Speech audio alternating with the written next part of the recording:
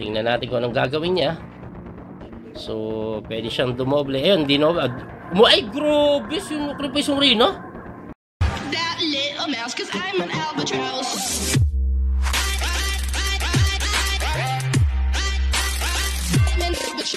Dikit na dikit po ang laban between Grandmaster Nepo Miyachi at Grandmaster Abdo Satorov dito po sa ginaganap na Speed Chess Championship 2024. Pagkatapos po kasi yung tatlong time control, 5+1, 3+1 at 1+1, 10-all ang score, kaya ito, napunta po sila sa tiebreak. Ang tiebreak po, 4 na laro ng 1+1, 1 minute plus 1 second increment. Unahan lang po yan, maka 2.5, panalo na. Ano ang nangyari? At dahil bullet ito, panoorin natin ng live ang bakbakan. Alright? Ayan po. So, nagsimula na po si Nepo dito. By the way, kung sino pong mananalo dito, makakalaban po ni Karu Nakamura sa next round. Ayan. So, French lang, no? Inatake po yung E5, dinipensahan. Mabilis sila pareho, ha. Kung titingnan nyo, yung oras sila umangat pa po. Lumagpas pa ng 1 minuto. Eh, nagsimula yan, 1 minute lang. Queenside casting, sabayan ito. O, sabayan ito. Pinasok lang na kayo. Kinapture, takes. O, ano nangyayari? Ikot siguro yung kabayo. Yan na nga. Nag-night move doon. Bishop atras lang. Umatras lang para siguro sa F4 yan. Ay, hindi. Nag-bishop doon. Inatake yung pawn. Dinipensaan. B3 lang. Binubuksan yung queenside, no? O, Bishop C5 na hindi makapag F4, F5. Yun yung plano eh. Ganda ng Bishop C5. Ayan o. Excellent move nga daw. Sabi po ng engine evaluation, no? Na-prevent yung F4, F5 idea eh. Ganda sana nun. Magiging pass po yung E5. Pero, agresibo. Inatake, umatras. Inatake na naman. Gustong kulungin po yung Bishop. Kukulungin po ata ang Bishop. Malamang Rook G8 to. Kukulungin eh. Rook G8 or Queen B7. Ayan. Nag-Rook G8 na nga. Ang pinaka-threat po niyan, mag-G4. Paano didepensaan? Ayun, nag-Queen D1 para depensahan yung G4. Na tinirahan lang po ng Knight B6. Tatalon sa C4 yung kabayo. Napakalakas naman nun. Pero inuna na po yung Queen G7 para kulungin po yung Bishop. At mukhang hindi na madidepensahan. Nangingitim na po yung bar. Bilis tumira, oh. Lamang na po ng halos mahigit 20 segundo. Ito pong si Abdo Satorov, no? So, G5 ko counter play doon sa may A7. Okay, na 1 piece daw. Nakulong yung Bishop eh. Kaya binigay na lang. At ayan, umaatake, chinek. Okay, so mukhang 1 piece up po ito pong itim dito. At lamang po ito. Pero hindi pa ito madali pag ganitong bullet, ha. Tingnan natin kung anong gagawin. Grabe time ni Abdo Satorov, 53 seconds pa rin. Ano, pambilis. Paisip si Nepo kung anong gagawin niya. Tingnan natin kung anong gagawin niya. So, pwede siyang dumoble. Ayun, dinoble. Ay, grabe! Sinukripis yung Reyna. Ha? Ay, mga sa age 8. Walang yun, no? Tapos naribigay yung Reyna. Oh, kiling mo ban lang. Wala na. 1-0. So, 10-11 ang score. So, 3 games pa. Unahan po ito, maka 2.5. Cecilia naman po ang tinira ni Nepo. Nepo naman po yung black. Umatras lang, alright. Uy, ito yung Najdorf eh, no? Pero ang weird ng pagka Najdorf nito, tumalon lang doon, no? Binigay yung pawn. Nagpa 1 pawn down. Nagpa 1 pawn down lang, no? Pero pair of Bishop, at according sa engine evaluation, okay lang daw. Ang bilis tumira, no? Ano mo yung, ganun kabilis tinira, binigay lang yung pawn, walang pakialam. Pero tingnan nyo yung pressure na binibigay sa D6, ha? Ayun, no? Pinipressure po yung D6, eh. Pinipressure yung D6. O, umatras lang. Si Nepo talaga, ipapalit yan. O, syempre, ikaw, ayaw mo ipalit yan. Pwede F4 siguro, nakapin yung pawn, eh. Tingnan natin kung gagawin. Nag-iisip. Mabilis sila tumira, no? Layo na ng tirahan, pero lamang pa rin, ang laki pa rin ng oras. Uy! Hindi makain, babagsak yung tore. So, nape-pressure yung D6, malamang depensahan yan. May Bishop C7 or Bishop E7. Hindi dinipensahan. Oo nga naman, di kasi makain, no? Inatake Reyna, umatras. Okay, gumanon lang. Ano nang kasunod? Umatras lang po yung Bishop. 1 pawn lang pa rin po si Nepo, pero pinipressure yung D6 niya eh. Ayan, no? At after Bishop B6 daw, nag-okay bigla ang itim, ba? Bakit kaya nag-okay? Kasi siguro may bishop dyan. Ayan, D4. Lakas ng bishop, F4 or F5. Tulakan mo para tumakbo yung bishop. Hindi, G6 lang, Unat na. Saka siguro mag-F4 or F5. Tingnan natin. Yung king move na yan ni Abdo, gusto mag-F4 niyan. Tingin ko yung plano. Hinahamon. Uy! Ang ganda ng D5, mga sir. Nawala yung backward pawn, Ayan, excellent yung hatol ng engine sa tiradang yon. At nawala na yung backward pawn. That means this is a pawn-up situation for the side of Nepo. So, mukhang makakabawi si Nepo dito. Pero tingnan natin, bullet po ito. 30 seconds na lang po sila pareho. May 1 second increment, yun po yung time. Inaatake po yung pawn pero hindi na dinipensahan. Inatake yung bishop sa E4, counter play. Yun, tumakbo lang. Pinalit po yung itim na bishop. At umiwas. Ayaw ipalit kasi pawn down. Tinulak. Ayun na, natulak-tulak na po yung pawn. Medyo okay po ito sa black. 1 pawn up, kabayo naman, magna knight c3 po siguro. Nag-bishop, inatake yung reyna. Hinarang. Bilis ng tirahan, Ayan, pasalo mag-atrasan yan. King move lang. Sinimplihan lang ng king move. A4. Kailangan bilisan. Less than 20 seconds si Nepo. Knight c3 hitting the bishop. Inatake yung reyna. Ipapalit siguro yan. Pinalit na nga. At tinutukan lang doon. Babalik. Tatakbo. B5. Good to naman. Trap na naman yung bishop. Ay, hanep pa. Kanina game 1, natrap yung bishop. Ito, game number 2, natrap na naman yung bishop. But this time, si Nepo ang nakatrap sa bishop nitong si Noderbeck. Napilitan na lang ganun. Kainin with a check pa, mahirap pa. Kaya hindi kinapture, yan ang ginawa. May pass po na defended sa may D3. Though 1 pawn up lang yan, pero kitang-kita naman yung pawn na yan, konting tulak na lang, graduate na Ayan na, nagmamarcha na yung mga pawn Papasok siguro yung reyna. Ayan, with a threat po yan na bishop c3. Ay, hindi pala check pag kinapture. Mag-e3 pala yun. Kaso binantayan ng bishop, mag-queen c2. Oops. Papasok yung reyna pag nag-queen c2. Doon lang, babalik yan, of course. Queen c5 para hindi makapasok ng reyna. Doon naman siya naglaro. Ilalim na siguro yan. Ilaliman mo, boy. Ayan na. At itutulak yung pawn. Ayun. At tatadta rin ng check malamang. Hindi titigil. Naubusan ng check. Naubusan ng check. Ang bilis naubusan. Tingnan natin kung matatadtad ng check yan. Losing na yan. Definitely isang reyna yan. Pero pag na-perpetual check, di goods. Naharangan.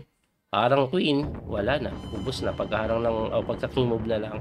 Alright. And this is already winning. Grabe. Parehong nagtrapan ng bishop. 1-1 ang score para po sa best of 4. Okay. 2 game pa ang nalalabi. Tingnan natin kung ano mangyayari. French ang tinira naman ni Abdu. French na naman. French lang, Kinain lang yung E4, Oops, tamang develop lang para hindi makapag C5. Makababagsak ang bishop sa D6. Binigay lang yun. Castling na siguro gagawin yan. Inatake, hindi, inatras. Preserve niya yung kanyang bishop dito. So, inatras niya lang.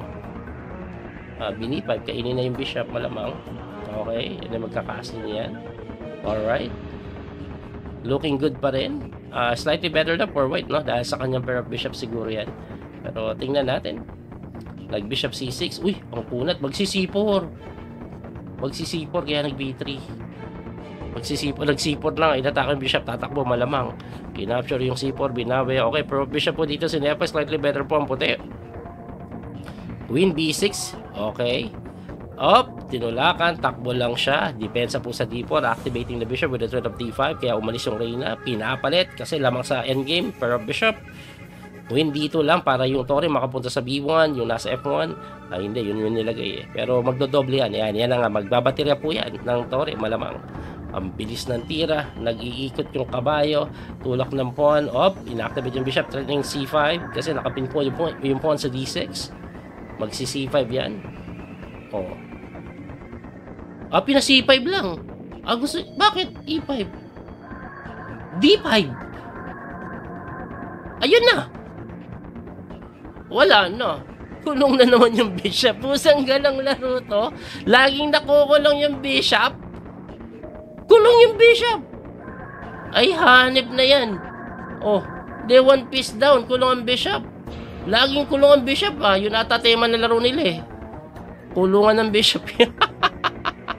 Kulungan ng bishop ang tema. Pero hindi pa yan madali, ah. O, ayan. Kasi may pawn na compensation. Magdadalawang pawn pa nga ata, eh. Tingnan natin, ha. Pero pagdating sa oras, okay pa si Nepo. Still healthy pa yung 30 seconds na yan. Para sa kanila, sa atin hindi. Hindi ba kaya yung C6, baksak E5, eh. Kaya didepensan muna siguro yung E5. Kaso ang problema, pag didepensan yung E5, makakapasok yung Reyna. May Queen D7 ata, eh. May Queen D7, may Queen E6 din ata, check. Mahirap, no? Ayun na nga, nag-F6, pinapasok niya lang. Queen D7, ayan, dinipensahan. O, mapapalit yung Reyna, which is always good pag ganitong lamang ka ng material. One piece up, eh. Kakainin kaya. Baka hindi kainin. Kinain, eh. Okay, sabay inatake lang yung kabayo. Papalayas ka bigla. So, ito na. Ito na. Ayan, pinin lang. Alright, napalit na po. Compensation, 2 pawn. Pero lakas ng pair of bishop na yan. Ayan na, nananalasa na mga sir. Nananalasa na mga sir. Ina-activate pa yung king. O, dibedepensa lang yung bishop. Just to make sure na walang counterplay. Bumagsak yung pawn. Lapit. O, pinalit lang yung tore. Wala na. Wala na. Not enough compensation na to. O, may bishop c2. Hindi pa nakita, eh. Check bishop c2, eh. Tulak. Aha. Depensado yung password. Tuloy-tuloy tulak yan. Uy! Ay, grabe. Pinalit to. Pag kinain mo, bishop d5. Check. O, wala na. Dependent passport na ito. Plus, lamang pa ng bishop. Lamang pa sa oras. Kaya ayun, nag-resign si Noderbek. Tabla na lang kailangan ni Nepo last game. Tabla na lang kailangan ni Nepo last game. Tabla na lang ang kailangan ni Nepo last game at ito po ay over na. So, tinira na po ni Nepo yung kanyang pan-championship na tira doon. No?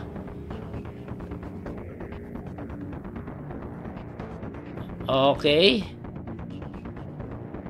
Nag-Petrov na si Nepo, eh. Pag ganyan tabla lang kailangan, Petrov na yan. Paborito niya po yan sa standard Petrov. Talagang inaral niya ng gusto yung Petrov na yan, eh. Pang standard niya talaga yung Petrov, eh.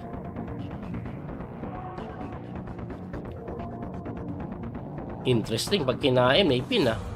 Ay, hindi nga pinalit, eh. Ayan, bishop f3 and threat. Okay. Mukhang walang bishop na matatrap ngayon, ah. Uy!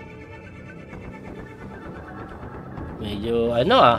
Hindi pwedeng kainin. May bishop h2, eh. Hindi pwedeng kainin. Ay, pusang gano! Ubos tayo dun.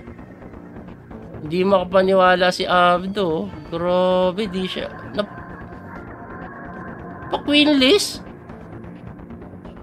Wala na, pero tumira pa rin, hindi pa nag-give up. Teka lang, ha, ba't di ka pa nag-give up? Magagalit sa'yo si Nepo, boy dabog yan. Baka sabihin niya, di ka pa nag-resign. Itong papiyesa niyan, kahit online yan. Basta di pa nag-resign, no? Lumaban pa. Teka lang, ha, ayun, nakakagulo po. Nakakagulo pa, binigyan na lang yung tore.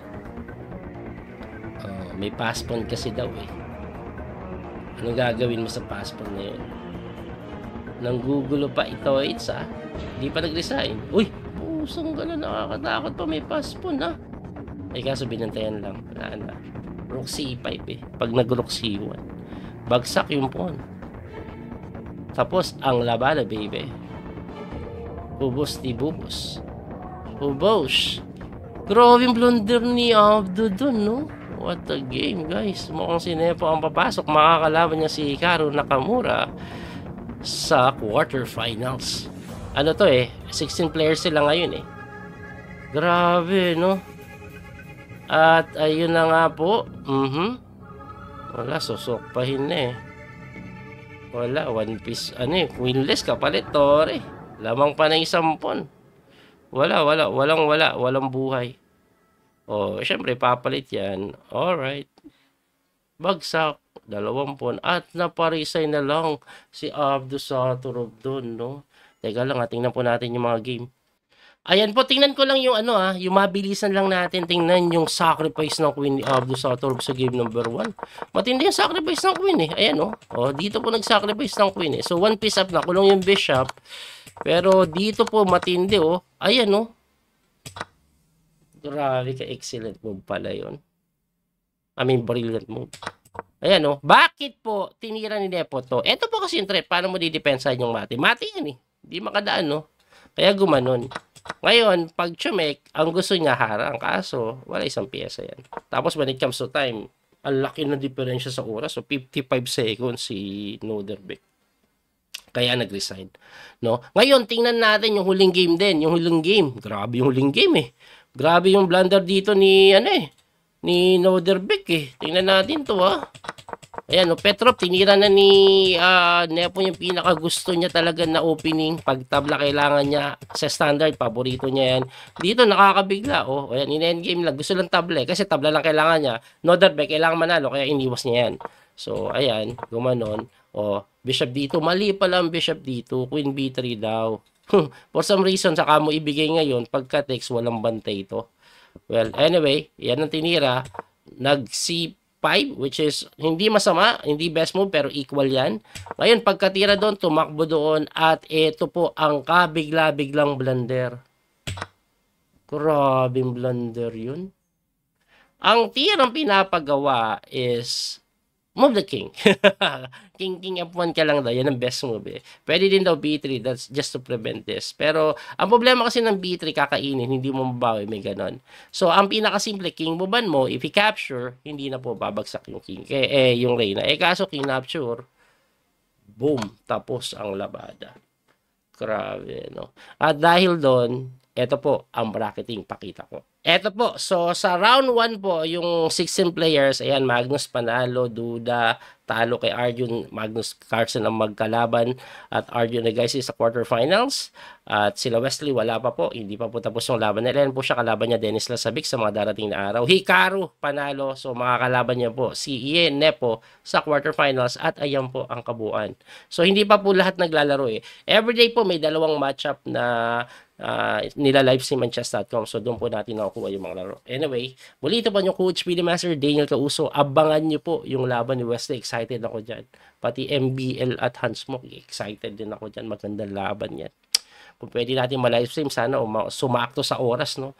Ang nakalagay kasi parang madaling araw livestream ito, mga 3 AM. Anyway, marami pong salamat sa inyo. Muli ito po yung Coach Speedy Master Daniel Causo. Don't forget to like and share. God bless mga kabiyahe. Thank you po. That little mouse, 'cause I'm an albatross.